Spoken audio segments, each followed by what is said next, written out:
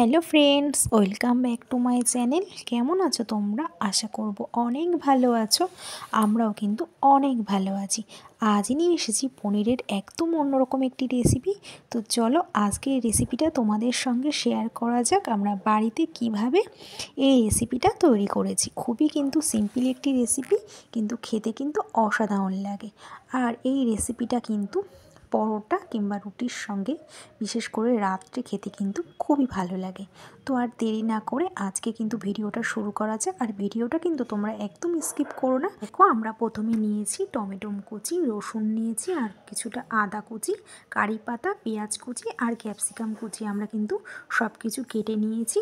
এবার কিন্তু একটা কড়াইতে বেশ খানিকটা সর্ষের তেল গরম করে তাতে কিন্তু আমরা ক্যাপসিকামের টুকরোগুলি হালকা করে কিন্তু ভেজে নেব। তো দেখো, আমরা কিন্তু কড়াইতে ক্যাপসিকামগুলি দিয়ে দিয়েছি। এবার কিন্তু আমরা একটু হালকা করে ভেজে নেব, খুব বেশি কিন্তু ভাজবো না। আমরা কিন্তু হালকা করেই ক্যাপসিকামগুলিকে ভেজে একটি পাত্রে তুলে নিয়েছি। আমাদের কিন্তু ভাজা হয়ে গেছে, দেখুন খুব সুন্দর করে কিন্তু ভেজে নিয়েছি। এবার কিন্তু আমরা ওই তেলেই সামান্য একটু সাদা জিরে আর কিন্তু আমরা দেব বেশ খানিকটা কারি পাতা ফোড়নে। এবার ফোড়নটা কিন্তু একটু ভালো করে আমরা নেড়ে চেড়ে দিয়ে দেব দুটো বড় সাইজের পেঁয়াজকে আমরা কুচি করে নিয়েছি। এবার কিন্তু আমরা পেঁয়াজ কুচিগুলি ওই কারি পাতার উপরেই আমরা দিয়ে দিয়েছি। আমরা কিন্তু পেঁয়াজগুলিকে হালকা করে ভেজে নেব, পেঁয়াজগুলিকে কিন্তু আমরা খুব বেশি ভাজবো না।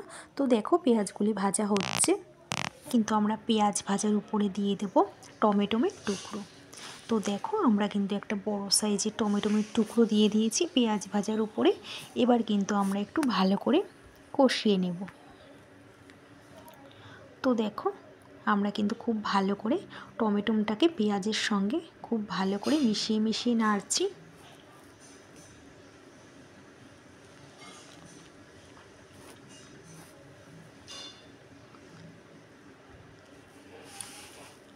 খুব ভালো করে কিন্তু নাড়াচাড়া হয়ে গেলে আমরা কিন্তু দেব ওর মধ্যে রসুন, কাঁচা লঙ্কা বাটা দিয়ে, আর কিন্তু আমরা দেব সামান্য একটু মশলা ধোয়া জল।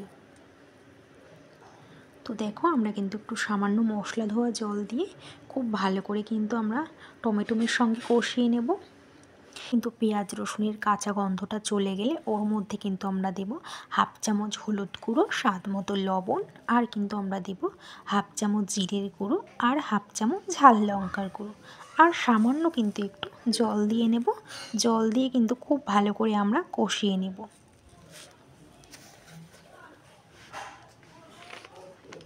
খুব ভালো করে কিন্তু মশলাটিকে কষিয়ে নিতে হবে, কারণ মশলা কষানোর উপরেই কিন্তু নির্ভর করে রান্নাটা কেমন হবে। তো দেখো, আমরা কিন্তু খুব ভালো করে কষিয়ে নিয়েছি। আর আমরা এখানে কিন্তু 200 গ্রাম মতন পনির নিয়েছি। পনিরের টুকরোগুলিকে আমরা কিন্তু হাত দিয়ে খুব ভালো করে ম্যাশ করে নেব। খুব ভালো করেই কিন্তু ম্যাশটা করতে হবে। তো দেখো, আমরা কিন্তু এখানে হাত দিয়ে খুব ভালো করে ম্যাশ করে নিচ্ছি। এবার কিন্তু আমরা কষা মশলার উপরে দিয়ে দেব, দিয়ে কিন্তু ভালো করে লো আঁচে নাড়তে হবে পনিরটাকে। খুব ভালো করে কিন্তু পনিরটাকে মিশিয়ে মিশিয়ে নাড়তে হবে। তো দেখো, আমরা কিন্তু মশলার সঙ্গে পনিরটাকে খুব ভালো করে মিশিয়ে মিশিয়ে নাড়াচাড়া করে নিচ্ছি, তাহলে কিন্তু মশলার সঙ্গে পনির খুব ভালো করে মিশে যেতে পারবে। আমাদের কিন্তু খুব ভালো করে পনিরটাকে নাড়াচাড়া হয়ে গেছে, খুব ভালো করে কিন্তু মিশিয়েও গেছে মশলার সঙ্গে। এরকমভাবেই কিন্তু আমরা পনিরটাকে নাড়াচাড়া করে নিয়েছি। এবার কিন্তু আমরা কিছুক্ষণ নাড়ার পরে আমরা কিন্তু দেব সামান্য চিনি। সামান্য চিনি দিয়ে কিন্তু পনিরটাকে খুব ভালো করে মিশিয়ে নিতে হবে। এবার কিন্তু আমরা দেব চেরা 2-3টে মতন কাঁচা লঙ্কা। আমরা এখানে একটু ঝালটা কম দিয়েছি, আপনারা চাইলে বেশিও দিতে পারেন, কিন্তু আমরা ঝালের পরিমাণটা কম দিয়েছি। এবার কিন্তু খুব ভালো করে মিশিয়ে মিশিয়ে নাড়াচাড়া করতে হবে।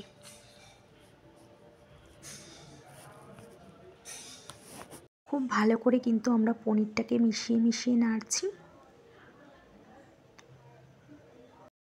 এবার কিন্তু আমরা দিয়ে দেব ভেজে রাখা ক্যাপসিকাম কুচিগুলি। ভেজে রাখা আমরা ক্যাপসিকাম কুচিগুলি দিয়ে দিয়েছি। পনিরের মধ্যে দিয়ে খুব ভালো করে কিন্তু মিশিয়ে নিতে হবে। ঠিক এরকমভাবেই কিন্তু আমরা কিছুক্ষণ নাড়তে থাকব। পনিরের কিন্তু খুব সুন্দর একটি গন্ধ বেরিয়ে গেছে আর কালারটাও কিন্তু খুব সুন্দর এসেছে। এবার কিন্তু হাফ চামচ মতন কাসুরি মেথি হাতে ঘষে আমরা ক্রাশ করে পনিরের উপর দিয়ে ভালো করে কিন্তু আমরা নেড়ে চেড়ে নেব। এবার কিন্তু আমরা বেশ খানিকটা ধনেপাতা কুচি দিয়ে খুব ভালো করে মিশিয়ে নেড়ে চেড়ে নেব। আর এই ধনেপাতা কুচিটা দিলে কিন্তু খুব সুন্দর একটি গন্ধ বেরিয়ে আসে, খেতেও কিন্তু দারুণ লাগে। আমাদের কিন্তু খুব ভালো করে কিন্তু মিশিয়ে নাড়াচাড়া হয়ে গেছে দেখুন। এবার কিন্তু আমরা একটি বাটিতে নামিয়ে ফেলব গরম গরম দুর্দান্ত স্বাদের পনিরের একটি রেসিপি। তো ফ্রেন্ডস, কেমন হয়েছে আজকে আমাদের এই পনিরের রেসিপিটা? আজকের রেসিপিটা যদি তোমাদের ভালো লেগে থাকে তাহলে কিন্তু অবশ্যই একটি কমেন্ট করে জানিও। তো এই রেসিপিটা কিন্তু রাত্রেবেলায় রুটি কিংবা পরোটার সঙ্গে খেতে কিন্তু দারুণ লাগে। তো আজ এই পর্যন্তই, আবার দেখা হবে নেক্সট ভিডিওতে। ততক্ষণ সুস্থ থেকো, ভালো থেকো।